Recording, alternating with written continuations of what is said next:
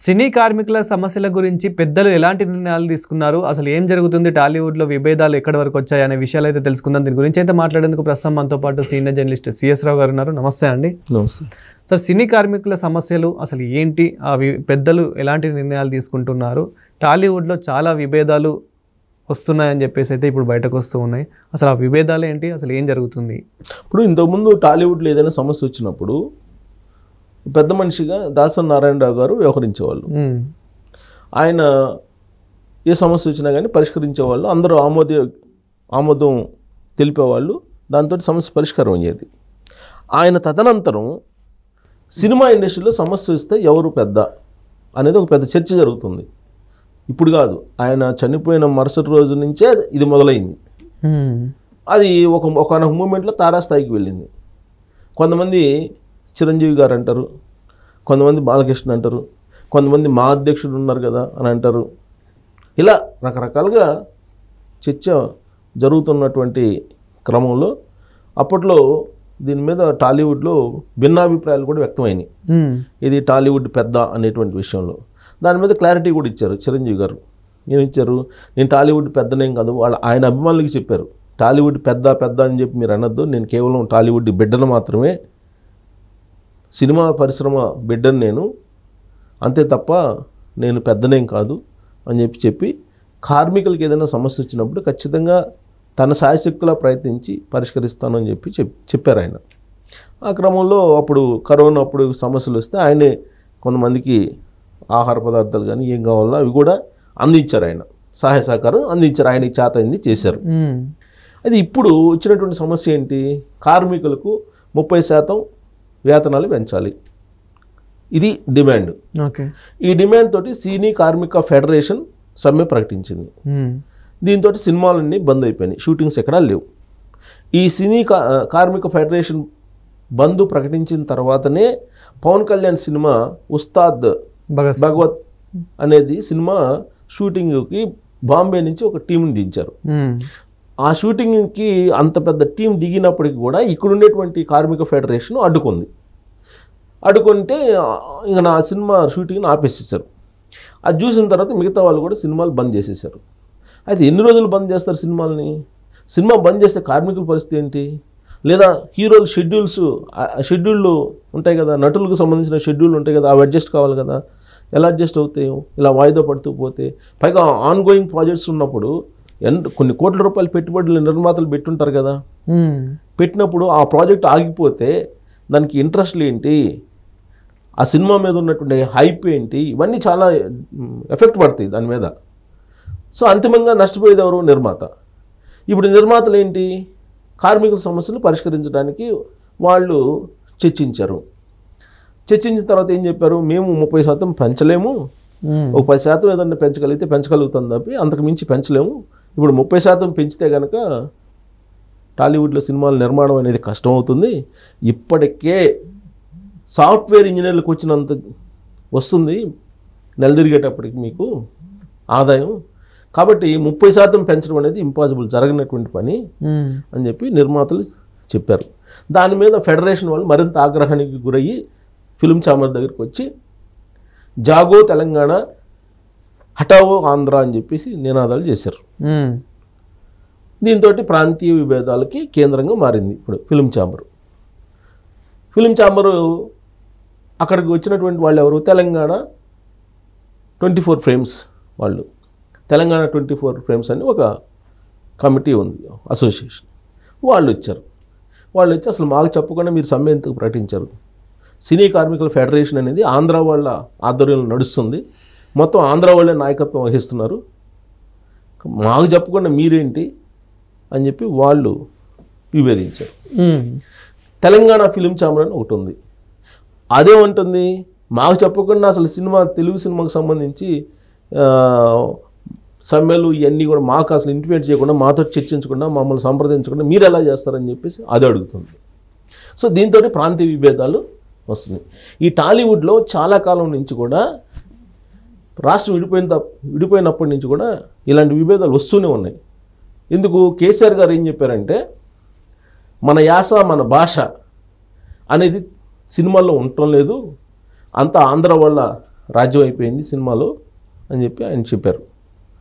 ఆ తర్వాత ఏం చేశారు, ఆయన మొత్తం ఆయన ముఖ్యమంత్రి అయిన తర్వాత, ప్రభుత్వం ఏర్పడిన తర్వాత మొత్తం ఆయన ఆలోచన తీరు మార్చుకొని ఆంధ్రాకు సంబంధించిన నిర్మాతలు, ఆంధ్రాకు సంబంధించిన హీరోలు వీళ్ళందరితోటి లైజనింగ్ చేస్తూ వచ్చారు.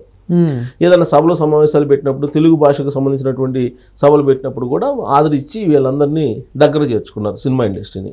సినిమా ఇండస్ట్రీ మీద ఉన్నటువంటి డ్రగ్స్ కేసు ఏదైతే ఉందో దాన్ని క్లోజ్ చేసేసారు.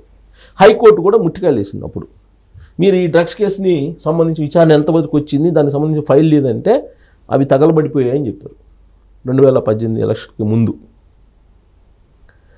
సో కాబట్టి టాలీవుడ్ని తమ ఆధీనంలో, తమకు అనుసరణలో, తమకు అనుకూలంగా మలుచుకోగలిగింది ఆ రోజున ఉండేటువంటి కలగొండ ఫ్యామిలీ, లేదంటే బీఆర్ఎస్ పార్టీ, టీఆర్ఎస్ పార్టీ. ఇప్పుడు ఏమైంది, అది అధికారం నుంచి దిగిపోయింది. దిగిపోయిన తర్వాత ఇప్పుడు మళ్ళా ఈ సినిమా కార్మికులు ఈ వ్యవహారం ఇవన్నీ వస్తున్నాయి. ఇప్పుడు వీళ్ళేమో తెలంగాణ సంబంధించినటువంటి ఛాంబర్లో మీకేం పని, ఆ ఫోటో పెద్దది ఉంది, ఆంధ్ర వాళ్ళ ఫోటో పెద్దది పెట్టి తెలంగాణ వాళ్ళ ఫోటో కింద చిన్నది పెట్టారని కొంతమంది ఫిలిం ఛాంబర్లో, ఇలాంటివన్నీ కూడా విభేదాలు వస్తూ ఉన్నాయి.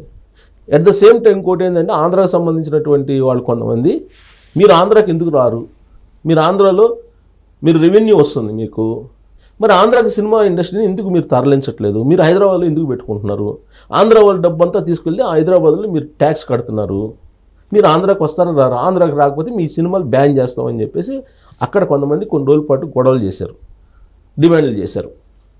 అయినప్పటికీ సినిమా ఇండస్ట్రీ మాత్రం ఇక్కడి నుంచి కదల్లా, హైదరాబాద్ నుంచి కదలలేదు. కొంతమంది సురేష్ గారు, దగ్గుపాటి సురేష్ గారు అక్కడ వైజాగ్లో కొంచెం స్టూడియో పెట్టారు. ఆ తర్వాత 2019లో జగన్మోహన్ రెడ్డి గారు రాగానే ఆ స్టూడియోకి సంబంధించిన భూములు తీసేసుకున్నారు. దాంతో మిగతా వాళ్ళు ఎవరు అటువైపు చూడలేదు. ఓకే, ఇది సిట్యువేషన్. ఇలాంటి పరిస్థితుల్లో ఇప్పుడు వివాదం వచ్చింది. ఈ వివాదం ఏంటి, ఈ పెద్ద నిర్మాతలు అయితే బరాయించగలరు 30% పెంచడం అనేది కార్మికులకు, ఈ చిన్న బడ్జెట్ సినిమాలు నిర్మించేటువంటి నిర్మాతలు బరాయించలేరు అని చెప్పి ఒక వాదన ఇప్పుడు తెలంగాణ 24 ఫ్రేమ్స్ వాళ్ళు వినిపిస్తున్నారు. అలాగే ఈ తెలుగు సినిమా ప్రొడ్యూసర్స్ ఏం చేశారు, మంగళవారం రోజు చిరంజీవి గారి ఇంట్లో సమావేశం అయ్యారు. చిరంజీవి గారి ఇంట్లో సమావేశం కాగానే ఈ కార్మిక సమస్య, కార్మిక ఫెడరేషన్, సమ్మె ఇవన్నీ పోయినాయి. ఇప్పుడు సినిమా ఇండస్ట్రీలో పెద్ద చిరంజీవి గారైనా మళ్ళీ వచ్చింది ఈ విధం. పెద్ద చిరంజీవి గారు పరిష్కరిస్తారా? చిరంజీవి గారింటికి వీళ్ళు వెళ్ళారు. మా అసోసియేషన్ ఉంది కదా, సినిమా నిర్మాతల మండలి ఉంది కదా, వీళ్ళు మాట్లాడుకోవచ్చు కదా, వీళ్ళు అక్కడికి వెళ్ళటం ఏంటి అనేది టాలీవుడ్లో ఒక వర్గం ఇప్పుడు మళ్ళా చర్చించుకుంటుంది. ఎందుకు అక్కడికి వెళ్ళింది ఎవరు, అశ్విని దత్ గారు, అల్లు అరవింద్ గారు, దిల్ రాజు వీళ్ళందరూ వెళ్ళారు. అవును, ఎక్కడికి, చిరంజీవి గారింటికి. సరే, ఆయనతో మాట్లాడితే ఏదో పరిష్కారం అవుతుందనే ఉద్దేశంతో వాళ్ళు వెళ్ళారు. ఎవరొకరు అయితే పరిష్కరించే వాళ్ళు కావాలి కదా. అంటే మీరే పెద్దం చేస్తున్నారా చిరంజీవి గారిని అనేటువంటిది ఒక గ్రూపు టాలీవుడ్లో మొదలుపెట్టింది చర్చ. ఓకే, అంటే ఈ సమ్మె కాస్త రకరకాలుగా ఇప్పుడు ఆంధ్ర తెలంగాణ ఇష్యూని, అలాగే అసలు సినిమా ఇండస్ట్రీ అసలు హైదరాబాద్ ఉండాల్సిన అవసరం ఉందా, ఆంధ్రాకి వెళ్ళాలి కదా, ఆంధ్రాకి ఎందుకు వెళ్ళట్లేదు, సినిమా ఇండస్ట్రీకి సంబంధించి పెద్ద ఎవరు, ఇలాంటి అంశాలన్నీ తెర మీదకి వస్తున్నాయి. అసలు విషయం మీద ఇప్పుడు క్లియర్గా నిర్మాతలు చెప్తున్నారు మేము అంత పెంచలేమని చెప్పి. పెంచకపోతే మేము సినిమాలు తీయడానికి మేము రామని చెప్తే వాళ్ళు సినిమా కార్మికులు వాళ్ళు అల్టిమేటం జారీ చేశారు. సినిమా ఇండస్ట్రీ టోటల్గా నష్టపోతుంది అనేటువంటి భావంతో సినిమా ఇండస్ట్రీ పెద్దలు ఉన్నారు. పెద్దలంటే ఎవరు, అసలు దీనికి నిర్వచనం ఏంటి అనేది టాలీవుడ్లోనే తెలియట్లా. ఓకే, సినిమా థియేటర్లు ఏమో నలుగురు చేతుల్లో ఉన్నాయి. ఆ నలుగురు అంటూ ఉంటారు. ఆ నలుగురు ఆశీస్సులు లేకుండా ఎంత పెద్ద సినిమా వచ్చినా కానీ ఆ సినిమా థియేటర్లు దొరకవు ప్రదర్శించడానికి అని చెప్పి అంటూ ఉంటారు. ఇవన్నీ రకరకాల ఇష్యూస్ ఉన్నాయి టాలీవుడ్లో. ఈ ఇష్యూస్లో ఇప్పుడు ప్రాంతీయ విభేదాలు వచ్చినాయి, ప్రాంతీయ వాదం తీసుకొస్తున్నారు. మరి ఇది ఎవరు తీసుకొస్తున్నారు, ఎవరి ప్రమేయం లేకుండా ఇదంతా వస్తుందా? ఖచ్చితంగా పొలిటికల్కి సంబంధించినటువంటి ప్రమేయం తెర వెనుక ఉండాలి. ఉంటేనే ఇలాంటివన్నీ వస్తాయి, లేకపోతే రావు. అల్టిమేట్గా ఏంటి, మళ్ళీ అక్కడికే వెళ్తుంది. రాబోయేటువంటి లోకల్ బాడీ ఎలక్షన్స్, లేకపోతే గ్రేటర్ హైదరాబాద్ ఎలక్షన్స్, లేదా జూబ్లీ హిల్స్ ఎలక్షన్స్, వీటిని బేస్ చేసుకొని ప్రతి ఇష్యూని ఇలా లేపుతున్నారు. స్టార్టింగ్ ఏం చేశారు, మీడియా, ఆ తర్వాత సినిమా, ఈ రెండే కదా కొంచెం హైలైట్ అయ్యేది. సో ఇలాంటి పరిస్థితుల్లో అసలు సినిమా ఇండస్ట్రీ కానీ మీడియా కానీ మీరు హైదరాబాద్ కేంద్రంగా చేసుకొని ఎందుకు ఎస్టాబ్లిష్ చేస్తున్నారు? మీరు హైదరాబాద్ని వీడి ఆంధ్రప్రదేశ్కి ఎందుకు వెళ్ళలేకపోతున్నారు?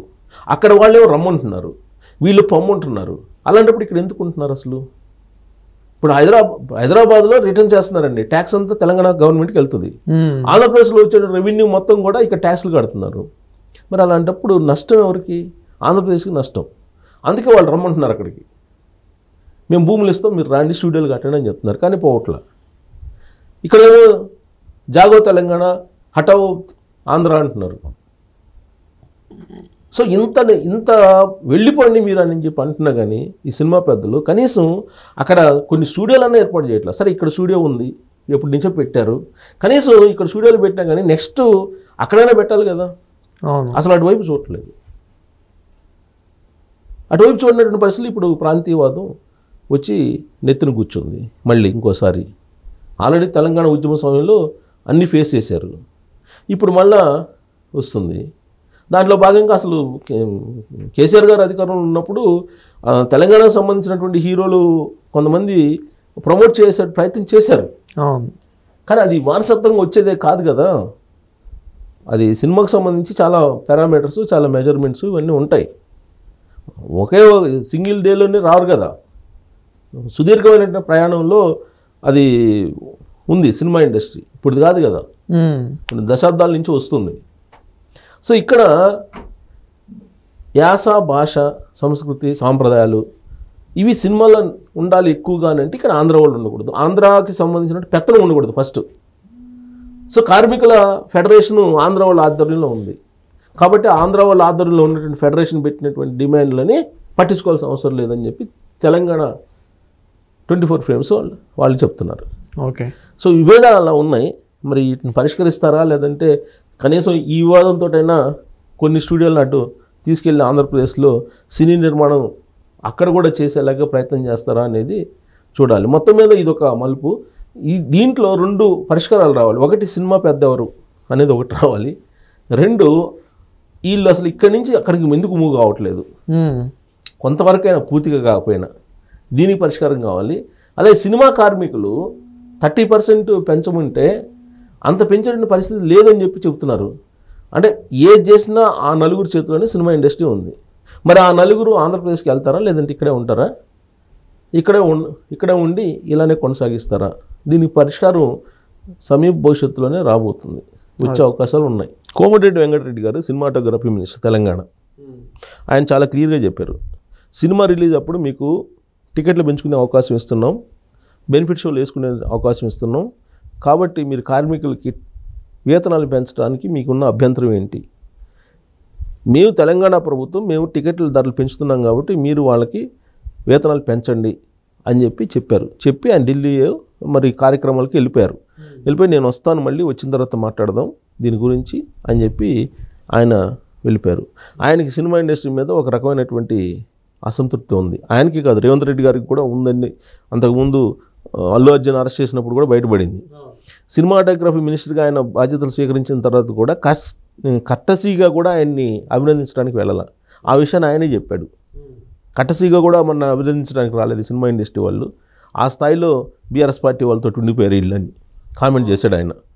సో కాబట్టి ఆయన వచ్చి ఈ లింక్ పెడుతున్నారు, మేము టికెట్లు పెంచుతున్నాం కదా మీరు ఎందుకు పెంచరు అనేటువంటి లింక్ పెడుతున్నారు. సపోజ్ వేతనాలు పెంచవు మా వల్ల కాదన్నారు అనుకోండి, మీరు టికెట్ రేట్లు కూడా పెంచమని చెప్పి అంటారా, అదే కొసమెరుపు అవుతుందా అనేది మాత్రం మనం చూడాలి. Thank you sir. Thank you.